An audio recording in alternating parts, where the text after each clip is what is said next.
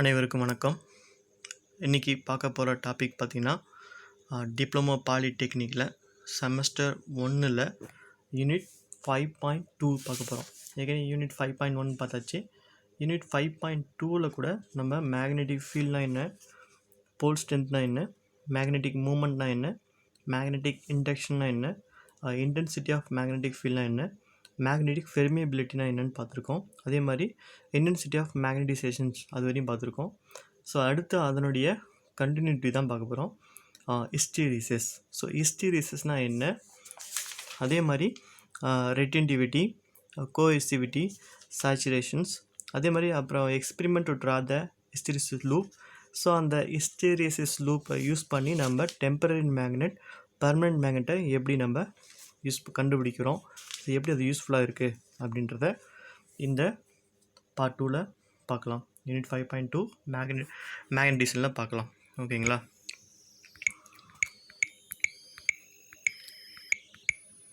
So காந்தவியல் தமிழில் ஹிஸ்டீரியஸ் 2 mark question கேட்பாங்க. ஹிஸ்டீரியஸ்னால் என்ன கேட்பாங்க. அதுக்கு முன்னாடி இந்த எக்ஸ்பெரிமெண்ட் செட்டப்பில் நான் ஒரு முறை எக்ஸ்பிளைன் பண்ணிடுறேன். அதுக்கப்புறம் ஒவ்வொரு 2 மார்க்காக நம்ம பார்க்கலாம். அடுத்து அந்த 5 மார்க்லேயும் இந்த சர்க்யூட் நம்மளுக்கு தேவைப்படுது. ஓகேங்களா? ஸோ இப்போ என்ன பண்ணுறோம், ஒரு ராட் எடுத்துக்கிறோம். இதான் அந்த ராட். இந்த ராடை ஒரு சாலினாய்டு, ஒரு கம்பி சுருளில் வச்சுக்கிறோம். ஸோ அந்த கம்பி சுருளை நம்ம என்ன பண்ணிச்சிட்டோம், இந்த காம்யூட்டேட்டர் கீழே இணைக்கிறோம். ஓகேங்களா? ஸோ 4 திசை, இந்த 2 திசை சாவியில் இணைக்கிறோம். 4 புள்ளி இருக்குது, 1 2 3 4 இருக்குது. ஸோ 4 கனெக்ஷன் இருக்குது. இந்த கனெக்ஷனில் பேட்டரின்னு கொடுக்குறீங்க. பேட்டரிலேருந்து ரியோஸ்டாட்லேருந்து அம்மீட்டர்லேருந்து இங்கே காம்யூட்டேட்டர் கீ கொடுக்குறீங்க. ஸோ ஒரு கீ எடுத்து என்ன பண்ணுறீங்க, ஒரு கீலேருந்து இந்த சாலினாய்டு கம்பிச்சுருளுக்கு ஒரு பக்கமும், அதலேருந்து இங்கே கம்பிச்சுருளும் இணைக்கிறீங்க. நடுவில் பார்த்தீங்கன்னா ஒரு தண்டு வைக்கிறீங்க, ஒரு இரும்பு ராடோ இதை வைக்கிறீங்க.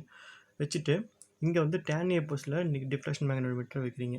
ஸோ வச்சுட்டு அம்மீட்டர் எதுக்குன்னா இங்கே எவ்வளோ கரண்ட் நம்ம செலுத்துகிறோம் அப்படின்றதுக்கு அந்த அம்மீட்டரை மெஷர் பண்ணோம். ஸோ மின் தடையை நம்ம எவ்வளோ அதிகரிக்கலாம், மின்னோட்டத்தை அதிகரித்து இந்த ரியோஸ்டாட்டை தீர்மானிக்குது. இங்கே பேட்ரி, இங்கே சர்க்யூட்லேருந்து நம்ம கரண்ட் விடுறது இங்கே பேட்ரி யூஸ் பண்ணுறோம். ஓகேங்களா?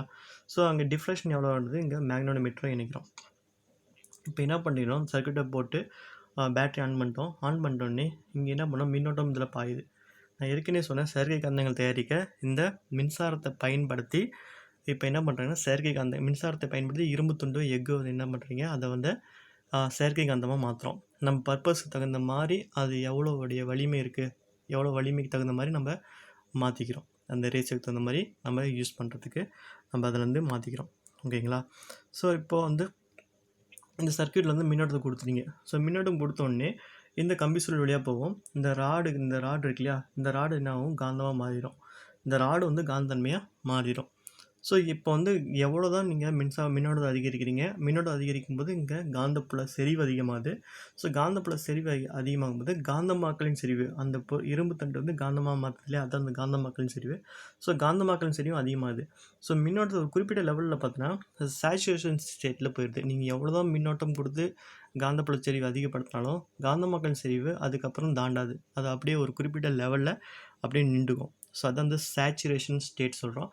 அந்த சேச்சுரேஷன் தான் தமிழில் தெவிட்டு நிலை அப்படி சொல்கிறோம். ஸோ அந்த தெவிட்டு நிலையை அடைந்த பின்னாடி மறுபடியும் பார்த்திங்கன்னா அது காந்தமாக்கல் செறிவு காந்தமாக்கல் செறிவு மாறாமல் அப்படியே நின்றோம்.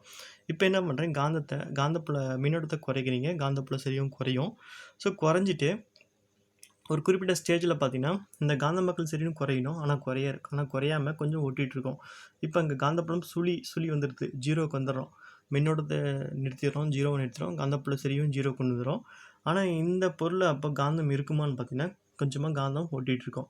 ஸோ அந்த இரும்பு தண்டில் கொஞ்சமாக காந்தம் ஒட்டிகிட்ருக்கு இல்லையா, அதான் காந்த பற்றுத்திறன் அப்படின்னு சொல்கிறோம். ஓகேங்களா? ஸோ இப்போ இந்த காந்தப்புல சுழி மதிப்பு அடைஞ்சும் அந்த காந்தம் இருந்துச்சுன்னா அந்த காந்த பற்றுத்திறன் சொல்லுவோம். அந்த காந்த பற்றுத்திறன் சுத்தமாக நீக்கிறதுக்கு என்ன பண்ணோம் அப்படின்னு பண்ணால் எதிர் திசையில் ஒரு மின்னோட்டத்தை கொடுக்குறோம். ஓகேங்களா? இப்போ எதிர் திசையில் மின்னோட்டத்தை கொடுக்கும்போது அதில் ஒட்டிருக்கிற கொஞ்சம் காந்தத்தையும் அதை சுத்தமாக நீக்கிறோம். ஸோ நீக்கும்போது அதில் காந்தம் சுத்தமாக இருக்காது. ஸோ இது காந்தத்தை நீக்கிறது காந்த நீக்கு விசை பயன்படுத்தி இதில் சுத்தமாக அதில் காந்தத்தை நீக்கிடுறோம். ஓகேங்களா? ஸோ இப்போ என்ன இதில் தெரியும்னா, சேச்சுரேஷன் ஸ்டேட்னா என்னென்னு தெரியணும், அதே மாதிரி காந்த நீக்கு விசைனா என்னென்னு தெரியணும், அதே மாதிரி காந்த தயக்கம், காந்த பற்றுத்திறன் அப்படின்ற 2 மார்க் வந்து இது புரிஞ்சதை மட்டும் தான் அதில் புரிய முடியும். ஸோ இப்போ ஒவ்வொரு 2 மார்க்காக பார்க்கலாம். ஃபஸ்ட் வந்து ஹிஸ்டீரியஸ். ஸோ ஹிஸ்டீரியஸஸ் அப்படின்னு பார்த்தீங்கன்னா என்னென்னு பார்த்தீங்கன்னா தமிழில் வந்து காந்த தயக்கம். காந்த தயக்கம் அப்படின்னு பார்த்தீங்கன்னா டெஃபினேஷனாக எழுதும்போது the lagging of the induced magnetism behind the magnetic field is known as hysteresis. அப்படின்னு பார்த்தீங்கன்னா மாதிரி பொருள்னால் இந்த இரும்பு ராடு அதில் வைக்கணும் இல்லையா, அதான் இரும்பு ராடு தான் மாதிரி பொருள்னு வச்சுங்க. ஸோ இங்கே மாதிரி பொருள்ன்றது அது. ஸோ மாதிரி பொருளில் காந்தமாக்கலின் செறிவு காந்தப்புல செறிவிற்கு பின் தங்குவதே காந்த தயக்கம் எனப்படும். அதான் வந்து ஹிஸ்டீரிசிஸ் அப்படின்னு சொல்கிறோம். இந்த lagging of induced magnetism behind the magnetizing field is known as hysteresis. So காந்தப்புல செறிவை நம்ம நிறுத்திட்ட பின்னாடியும் காந்தமாக்கலின் செறிவு என்ன பண்ணுது, கொஞ்சமாக இருக்குது, அந்த காந்தம் கொஞ்சம் ஓட்டிகிட்டு இருக்குது, அதில் அந்த காந்தமாக்கலின் செறிவு இருக்குது. ஸோ அதான் சொல்கிறாங்க காந்தப்புல செறிவுன்றது அந்த ஒரு பொருள் நம்ம காந்தமாக்குறது. அந்த பொருள் காந்தமாக்கிட்டு இந்த காந்தப்புல செறிவு சுத்தமாக நிறுத்திட்டு பின்னாடி கூட அந்த பொருளில் கொஞ்சமாக தங்கியிருக்கு இல்லையா, அதான் வந்து அந்த காந்தம் தான் அந்த காந்த தயக்கம் அப்படின்னு சொல்கிறோம். அதான் வந்து மாதிரி பொருளில் காந்தமாக்கலின் செறிவு அந்த பொருளை காந்தமாக மாற்றுறோம், அதான் அந்த காந்தமாக்கலின் செறிவு. காந்தப்புல செறிவு இருக்குது. காந்தப்புல செறிவுக்குன்னா இப்போ அந்த காந்தப்புலத்தை கொடுக்குறோம், அதுக்கு அந்த காந்தப்புலம் வந்து காந்தமாக மாற்றுறதுக்கு இந்த மின்னோட்டம் செலுத்தி காந்தப்புல செறிவு கொடுக்குறோம். ஸோ காந்தப்புல செறிவை நம்ம நிறுத்திட்டு பின்னாடி பின் தங்குவதே காந்த தயக்கம் எனப்படும். அதான் காந்தப்புல செறிவு இருக்குது பின்னாடியும் அதில் மாதிரி பொருளில் காந்தமாக்கலின் செறிவு வந்து அப்படியே இருக்குது. அதுதான் நீங்கள் சொல்கிறாங்க இங்கிலீஷில் the lagging of the induced magnetism behind the magnetizing field is known as hysteresis. Tamil எழும்போது மாதிரி பொருளில் காந்தமாக்கலின் செறிவு காந்தப்புல செறிவிற்கு பின்தங்குவதே காந்த தயக்கம் எனப்படும். அடுத்து வந்து ரிட்டென்டிவிட்டி ஆர் ரெசிடியூல் மேக்னட்டிசம் அப்படின்னு பார்த்தீங்கன்னா காந்த பற்றுத்திறன். ஏற்கனவே சொன்னேன் இல்லையா, அந்த டெஃபினேஷன் இந்த டெஃபினேஷன் கொஞ்சம் சேமாக தான் இருக்கும்.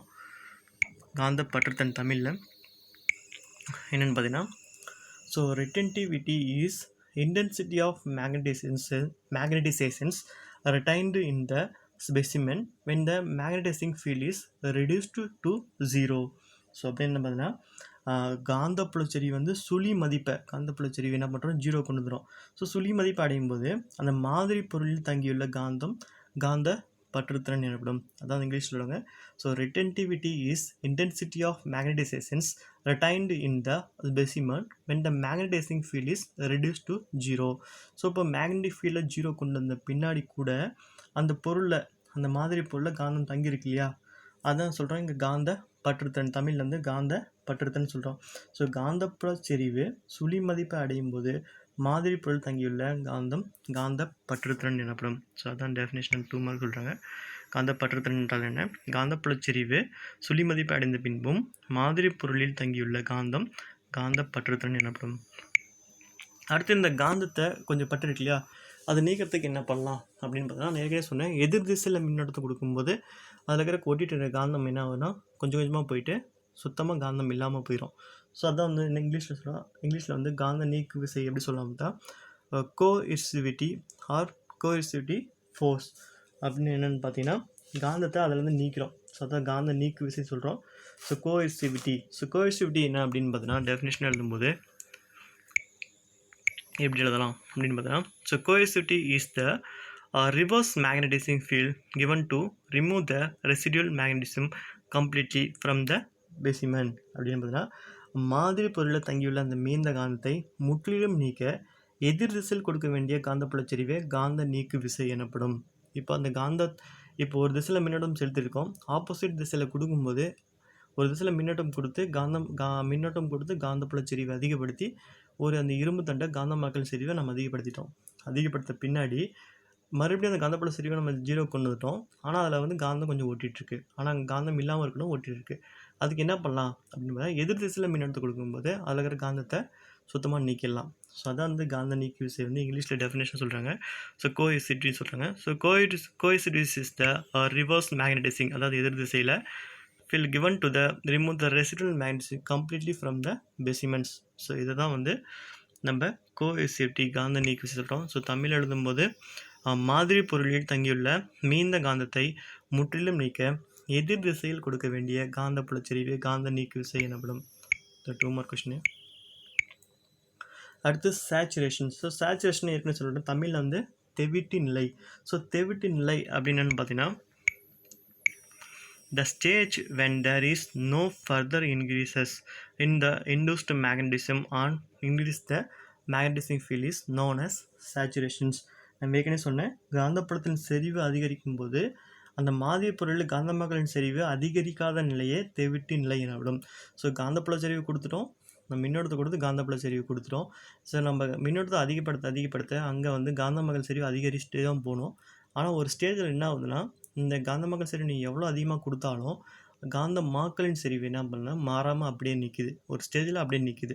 அதை தான் நாங்கள் இங்கே சேச்சுரேஷன் சொல்கிறோம், தெவிட்டு நிலை சொல்கிறோம். ஸோ அது இங்கிலீஷில் டெஃபினேஷன் சொல்லும்போது, the stage when there is no further increase in the induced magnetism on increasing the magnetic field is known as saturation. தமிழில் தெவிட்டு நிலை என்றால் என்ன அப்படின்னு கேட்டால், காந்தப்புலத்தின் செறிவு அதிகரிக்கும் போது மாதிரி பொருளில் காந்தமாக்கலின் செறிவு அதிகரிக்காத நிலையே தெவிட்டு நிலை எனப்படும். ஸோ இது வரையும் 2 மார்க் கொஷின் பார்த்தாச்சு. அடுத்து இதை யூஸ் பண்ணி அப்படியே 5 மார்க் எழுத போகிறோம். ஸோ இந்த டெஃபினேஷன்லாம் தெரிஞ்சால் தான் இந்த 5 மார்க்கில் உங்களுக்கு கரெக்டாக புரியும். ஸோ இந்த 2 மார்க்கில் ஞாபகம் வச்சுக்கோங்க, இதை வச்சு தான் இந்த 5 மார்க்குன்னு நம்ம புரியும். இந்த 5 மார்க்கு கண்டிப்பாக புரியும், அது புரிஞ்சால் தான் இது புரிய முடியும்.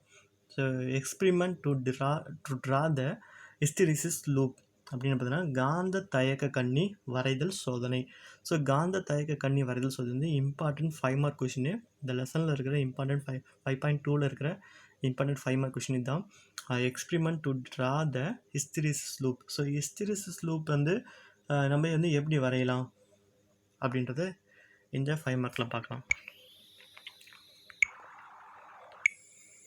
தமிழில் தான் சொல்கிறேன், காந்த தயக்க கண்ணி வரைதல் சோதனை.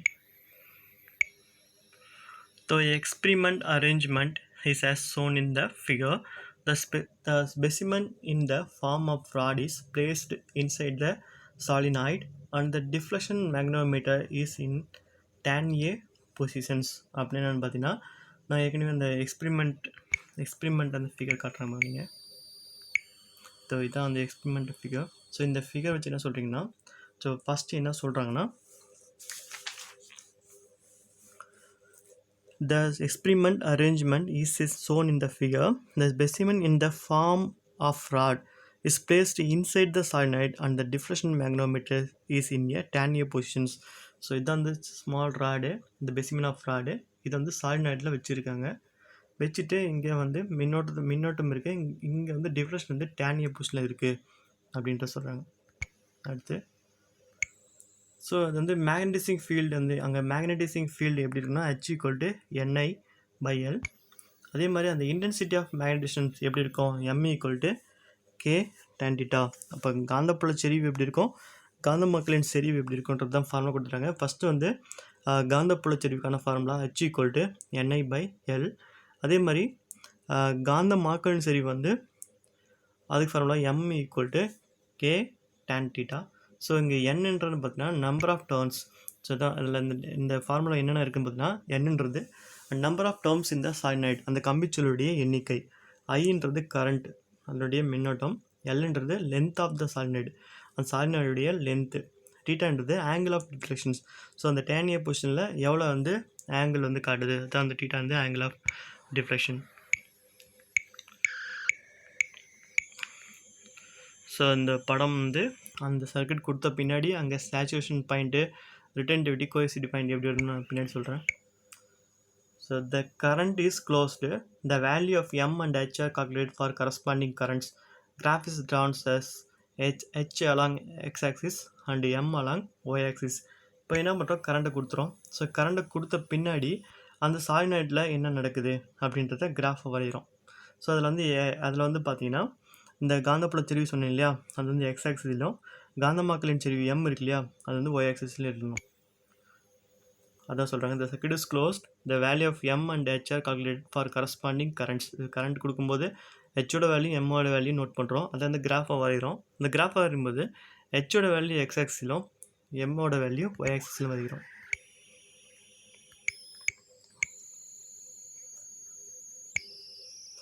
அடுத்த point,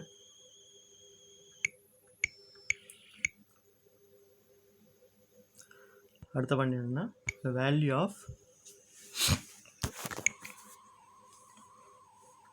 value of h increases corresponding m also increases up to the point a.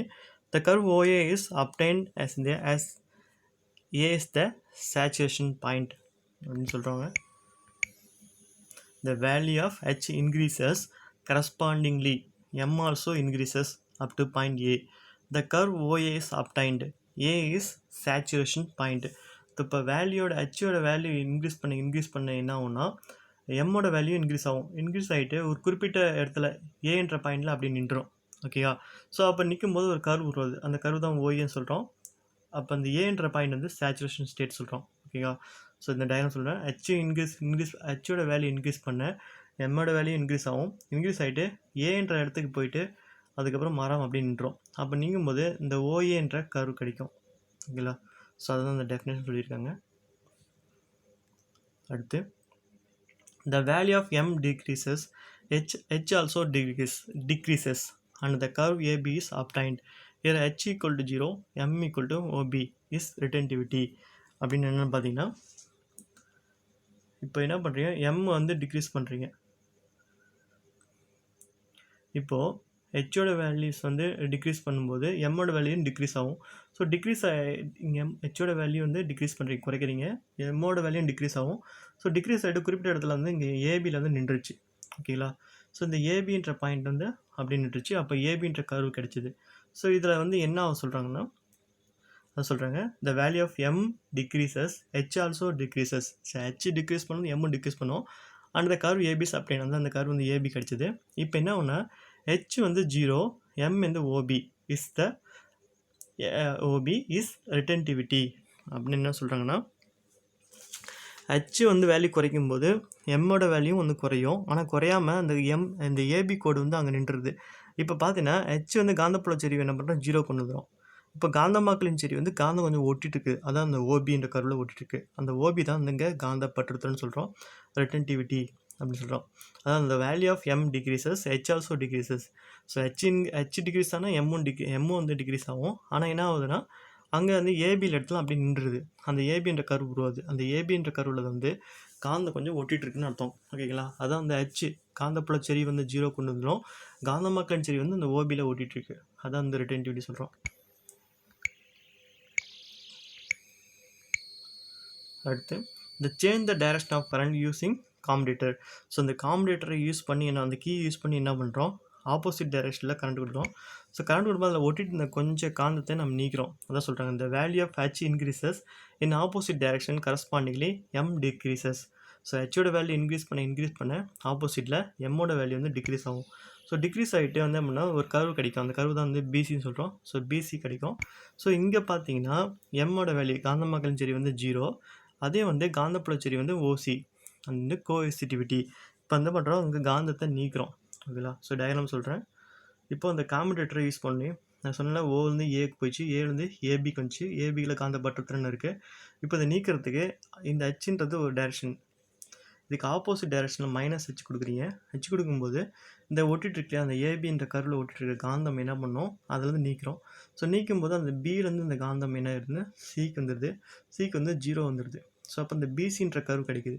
So பிசின்ற curve கிடைக்கும்போது இங்கேயோட ஹெச்சோட வேல்யூ என்ன அப்படின்னு பார்த்தீங்கன்னா ஹெச் வந்து இங்கே வந்து எம் வந்து 0 ஆகிடுது.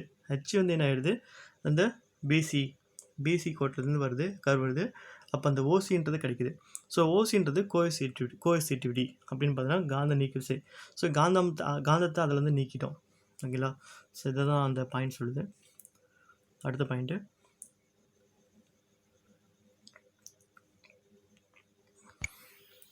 the change the direction of current using commutator. அந்த commutator யூஸ் பண்ணி நான் ஆப்போசிட் டைரெக்ஷனில் கரண்ட் கொடுக்குறோம். the value of h increases in opposite direction of correspondingly m decreases. So h increase பண்ண எம்மோட வேல்யூ குறைஞ்சிட்டே வருது.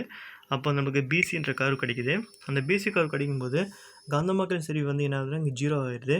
அதே மாதிரி காந்தப்புல செறிவு வந்து ஓசின்ற கர்வ் கிடைக்குது. அதான் வந்து இங்கே கோஎசிட்டிவ்னு சொல்கிறோம், காந்த நீக்குவிசைன்னு சொல்கிறோம். Continue the process further, the curves CD, DE, EF and FA is obtained. So இந்த ப்ராசஸை கண்டினியூ பண்ணும்பொழுது நமக்கு CD, DE, EF and FA is அந்த மாதிரி கர்வ் கிடைக்குது. அந்த curve கிடைச்சோம்னே the specimen is taken through a cycle of magnetisms. The stages of loop ABCDEFA is obtained. இப்போ என்ன பண்ணுன்னா அந்த ராடுக்கான காந்த தயக்க கண்ணி வரைபடம் நம்மளுக்கு கிடைக்குது. அது எப்படி கிடைக்குதுன்னா ABCDF என்ற வடிவத்தில் கிடைக்குது அப்படின்னு சொல்கிறாங்க. ஸோ இந்த படத்தில் சொல்கிறேன். ஸோ இப்போ என்ன பண்ணிட்டோம், பியிலேருந்து சி கொண்டு வந்துட்டோம்.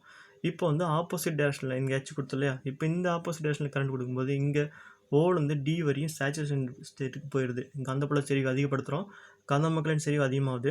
ஒரு குறிப்பிட்ட ஸ்டேஜுக்கு மேலே போக மாட்டேங்குது, அது வந்து டியிலேருந்து இப்போ என்ன பண்ணோம், இப்போ வந்து ஹெச்சோட வேல்யூ என்ன பண்ணுறோம், குறைக்கும் போது இந்த டியோட குறைஞ்சி இங்கே ஃபுல்லாக குறையணும். ஆனால் இங்கே இ வரையும் நின்றுது, இந்த டின்ற கர்வ் கிடைக்குது. இப்போ என்ன பண்ணுறோம், இங்கே காந்த பற்றுத்திறனாக இருக்குது. இப்போ அந்த ஹெச் மறுபடியும் ஆப்போசிட்டில் கொடுக்கும்போது -H கொடுக்கும்போது ஆப்போசிட் டேரக்ஷனில் கரண்ட் கொடுக்கும்போது இலேருந்து எஃப்க்கு 0 வந்தது. இதே ப்ராசஸ் மறுபடியும் வந்து இங்கே ப்ளஸ் கொடுக்கும்போது இங்கே வந்து மறுபடியும் இன்க்ரீஸ் ஏக்கு போகுது. ஸோ இந்த மாதிரி கர்வ் கிடைக்குது. அதான் வந்து ABCD அதே மாதிரி DEEFFA அப்படின்ற கிடைக்குது. ஸோ ABCDEFAன்றது ஒரு காந்த தயக்க கண்ணி வரைபடமாக கிடைக்குது. ஸோ அதை தான் நம்ம லாஸ்ட்டாக சொல்லியிருக்காங்க. Continue the process further, the curves CD, DE, EF and FA is obtained. So அந்த கர்வ் வந்து இப்படி கிடைக்குது. அந்த கர்வ் ஃபுல்லாக இணைச்சின்னா the specimen is taken through a cycle of magnetism, the hysteresis loop ABCDF is obtained. So அந்த ABCDF அந்த curve கிடைக்குது, அதுதான் அந்த காந்த தயக்க கண்ணின்னு சொல்கிறோம். ஓகேங்களா. ஸோ இதை மறுபடியும் நான் சர்க்யூட் மூலமாக சொல்கிறேன். ஃபஸ்ட்டு சொல்கிறேன் கவனிங்க. இதுதான் ஒரு ராடு. அந்த ராடை சுற்றி கம்பி சுருள் எண்ணெயில் இணைக்கிறோம். கம்பி சுருளுடைய ஒரு முனையை வந்து இங்கே இணைக்கிறோம், மறுமுனையை இந்த இடத்துல இணைச்சிருக்கோம். இதில் வந்து இது காம்பன்சேட்டர் கீ, 2-வே கீ, ரெண்டு பக்கம் மாற்றக்கூடிய கீ. ஸோ இந்த ஒரு கீயோடைய முனை வந்து அம்மீட்டர்லையும், மற்றொரு முனையை வந்து பேட்டரியில் இந்த ரியோஸ்டாட்லேருந்து அம்மீட்டரில் சீரியலாக இணைச்சிருக்கோம். இங்கே ஒரு 10% டிஃப்ளெக்ஷன் மேக்னெட்டோமீட்டர் வச்சுருக்கோம். ஓகேங்களா. ஸோ இந்த இது காந்தமாக்கலின் செறிவு அளவிடுது. இங்கே வந்து பேட்டரி மூலமாக காந்தப்புல செறிவு கொடுக்குறோம். ஸோ காந்தப்புல செறிவு கொடுக்கும்போது இந்த ராடில் காந்தமாக மாற்றுறோம். அது காந்தமாக்கல் செறிவை இந்த ஆங்கிள் வந்து மெஷர் பண்ணுது. ஓகேங்களா. ஸோ ஃபஸ்ட்டு என்ன பண்ணுறோம், பேட்டரியில் இந்த ரியோஸ்டாட்லேருந்து அம்மீட்டர் வந்து காம்பன்சேட்டர் கீ ஒன்று. அடுத்து இன்றைக்கி வந்து காம்பன்சேட்டரில் ஒரு கீழேருந்து சாலினாய்டு கொடுத்துரும், இன்னொரு ஆப்போசிட் எண்ட்லேருந்து இங்கே ஒரு கம்பி ஆரம்பிக்கிறோம். இப்போ என்ன பண்ணுறோம், பேட்டரி மூலமாக மின்னோட்டத்தை அதிகரிக்கிறோம். ஸோ மின்னோட்டத்தை அளவிறதுக்கு இந்த அம்மீட்டர் பயன்படுது. ஸோ இந்த ரியோஸ்டாட்டை யூஸ் பண்ணி நம்ம மின்னோட்டத்தை அதிகரிக்க குறைக்க யூஸ் பண்ணலாம். ஸோ இப்போ மின்னோட்டம் கொடுக்கும்போது இங்கே காந்தப்புல செறிவு என்ன ஆகும்னா, இந்த இடத்துல காந்தப்புல செறிவு அதிகமாகும். ஸோ காந்தப்புல செறிவு மாறுது, இந்த ராடு வந்து காந்தமாக மாறும், அங்கே காந்தமாக்கல் செறிவு அதிகமாகும். ஸோ இங்கே மின்னோட்டத்தை அதிகப்படுத்த இங்கே காந்தப்புல செறிவும் அதிகமாகும். காந்தமாக்கலின் செறிவும் அதிகமாகிட்டே தான் இருக்கணும், ஆனால் ஒரு குறிப்பிட்ட ஸ்டேஜுக்கு மேலே போகாது, அப்படியே நின்றோம். அந்த நிலை தான் வந்து அங்கே வந்து சேச்சுரேஷன் ஸ்டேட், அதுதான் தெவிட்டு நிலை சொல்கிறோம். ஸோ அந்த சேச்சுரேஷன் ஸ்டேட்டில் வந்து வந்துடுது. வந்த பின்னாடி மின்னோட்டத்தை படிப்படியாக குறைக்கும் போது காந்தப்புல செறிவும் குறையும். ஒரு குறிப்பிட்ட மதிப்பு வந்து 0 வரும். இங்கே வந்து மின்னோட்டம் 0 கொண்டுட்டோம், காந்தப்புல செறிவும் 0 கொண்டுட்டோம். அப்போ இந்த இடத்துல காந்தமாக்கல் செறிவும் 0 தான் ஆறணும், ஆனால் வராது. இங்கே கொஞ்சம் காந்தம் ஒட்டிகிட்ருக்கோம், காந்தமாக்கல் செறிவு கொஞ்சம் இருக்கும். அதை தான் என்ன சொல்கிறோம், காந்த பற்றுத்திறன் சொல்கிறோம். ஸோ இந்த காந்த பற்றுத்திறன் நீக்கணும் என்ன பண்ணணும் அப்படின்னு பார்த்தீங்கன்னா, ஆப்போசிட் டைரக்ஷனில் நம்ம கரண்ட் கொடுக்குறோம். இப்போ ஒரு டைரக்ஷன் கொடுத்தோம்ல, இப்போ ஆப்போசிட் டைரக்ஷனில் கரண்ட் கொடுக்கும்போது அதில் இருக்கிற காந்தத்தில் வந்து சுத்தமாக நீக்கிறோம். இப்போ அந்த காந்தம் சுத்தமாக அந்த இரும்பில் இருக்கிற காந்தம் சுத்தமாக நீங்கிடும். இது வந்து காந்த நீக்கி விசைன்னு சொல்கிறோம். ஸோ காந்த பற்றுத்திறனை காந்தம் நீக்கிட்டோம். ஆப்போசிட் டைரக்ஷன் கொடுத்தா அங்கேருந்து காந்தம் அதில் நீக்கிறோம். ஸோ இதான் வந்து இந்த சர்க்யூட்டான விளக்கம். ஸோ இங்கே காந்தமாக்கல் செறிவை மெஷர் பண்ணுறதுக்கு இந்த டேனிய பொசிஷனில் ஒன்று இருக்கட்டும், டிஃப்ளெக்ஷன் மேக்னெட்டோமீட்டர் வச்சுருக்கோங்க. ஓகேங்களா. ஸோ இப்போ வந்து அந்த லூப் மூலமாக சொல்கிறேன், கிராஃப் மூலமாக. ஸோ ஹெச்சோட வேல்யூ எக்ஸ் ஆக்சிஸிலும், எம்மோட வேல்யூ வந்து ஒய் ஆக்சிஸில் வைக்கிறோம். ஹெச்ன்றது காந்தப்புல செறிவு, எம்ன்றது காந்தமாக்கலின் செறிவு. ஸோ இதை வச்சு நம்ம சர்க்யூட் மூலமாக சொல்லும்போது இதான் வந்து ஹெச்சு, இங்கே காந்தப்புல செறிவு மேக்னெட்டிக் ஃபீல்ட். ஸோ எம்ன்றது மேக்னெட்டிசம், இங்கே வந்து பார்த்திங்கன்னா காந்தமாக்கலின் செறிவு. ஸோ காந்தப்புல செறிவு எக்ஸ் ஆக்சிஸிலும் காந்தமாக்கலின் செறிவு ஒய் ஆக்சிஸில் வச்சுட்டு கிராஃப் வரைகிறோம். இப்போ என்ன பண்ணுறோம், ஃபஸ்ட்டு ஹெச் இந்த காந்தப்புல செறிவு வேல்யூட அதிகரிக்கிறோம். மின்னோட்டத்தின் மதிப்பு அதிகரிக்க இங்கே என்ன வரும், ஓவிலேருந்து ஏ வரையும் போகும். ஏ வரையும் காந்தமாக்கல் செறிவும் அதிகரிச்சுட்டே போகும். அதிகரிச்சுட்டே போயிட்டு ஒரு குறிப்பிட்ட ஸ்டேஜில் நீங்கள் எவ்வளோ தான் காந்தப்புல செறிவு அதிகப்படுத்தினாலும் இந்த காந்தமாக்கல் செறிவு அதிகமாகாத இந்த ஏ என்ற நிலையில் வந்து நின்றோம். ஓகேங்களா? இப்போ என்ன பண்ணுறீங்க, இப்போ ஏ என்ற நிலையில் நின்றுச்சு. இப்போ ஹச்சோட வேல்யூ குறைக்கிறீங்க. குறைக்கும் போது ஏவோட வேல்யூ குறைஞ்சிட்டு பி ஸ்டேஜுக்கு வந்துடுது. இது சுத்தமாக குறையும் போது இங்கே ஆக்சுவலாக 0 தான் வரணும். ஆனால் இந்த ஏபி வரையும் நின்று ஒரு கர்வு உருவாது. இந்த ஏபின்ற கர்வு கிடைக்குது. ஸோ இந்த ஏபின்ற கர்வு தான் என்ன சொல்கிறோம் நம்ம எப்படின்னா காந்த பற்றுத்திறன் சொல்கிறோம். ஸோ இந்த காந்த பற்றுத்திறன் நீக்கணும்னா என்ன பண்ணலாம் அப்படின்னு பார்த்தீங்கன்னா, இப்போ ஆப்போசிட் டைரெக்ஷனில் கரண்ட் விடுவீங்க எதிர் திசையில். அப்போ இந்த இருக்கிற இந்த ஏபின்ற கரண்ட் இருக்கு இல்லையா, அது சுத்தமாக இறங்கி பிசிக்கு வந்துடும். ஸோ பிசின்றது 0.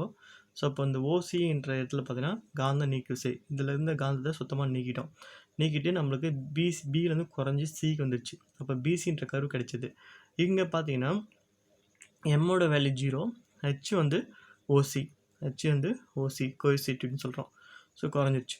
இப்போ என்ன பண்ணுறோம், மறுபடியும் வந்து எதிர் திசை நீங்கள் மைனஸ் ஹெச் கொடுத்தீங்களா, மறுபடியும் ப்ளஸ் ஹெச்சில் கரண்ட் கொடுக்கும்போது என்ன ஆகுதுன்னா இங்கேருந்து சிலேருந்து கீழே இன்க்ரீஸ் ஆகும். இது இன்க்ரீஸ் ஆகி டின்ற ஸ்டேஜ் வரையும் போகும். நீங்கள் ஹெச் எவ்வளோ இன்க்ரீஸ் பண்ணாலும் டியை தாண்டி போகாது, ஒரு குறிப்பிட்ட புள்ளியில் நின்றோம். அந்த புள்ளி தான் நம்ம டின்னு சொல்கிறோம், சேச்சுரேஷன் ஸ்டேட் சொல்கிறோம்.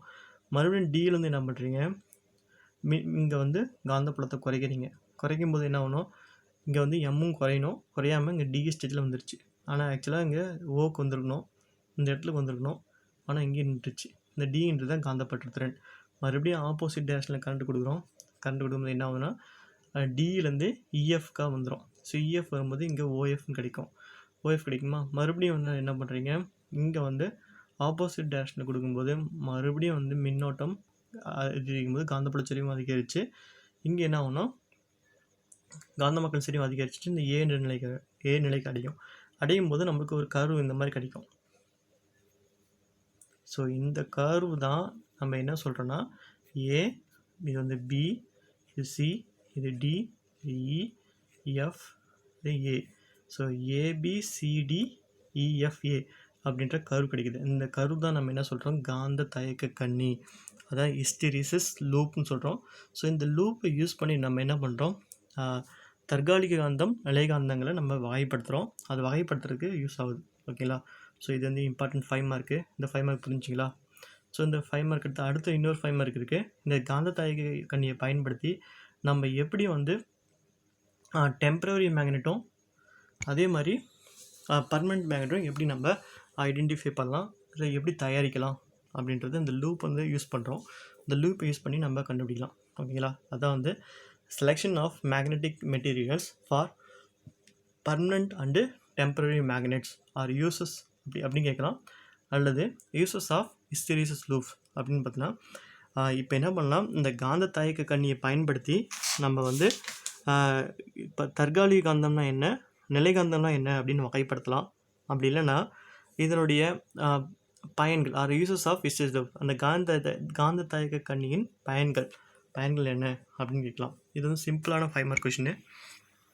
அதை சொல்கிறாங்க, the hysteresis loops are very useful for the selection of temporary and permanent magnet அப்படின்னு பண்ணால்.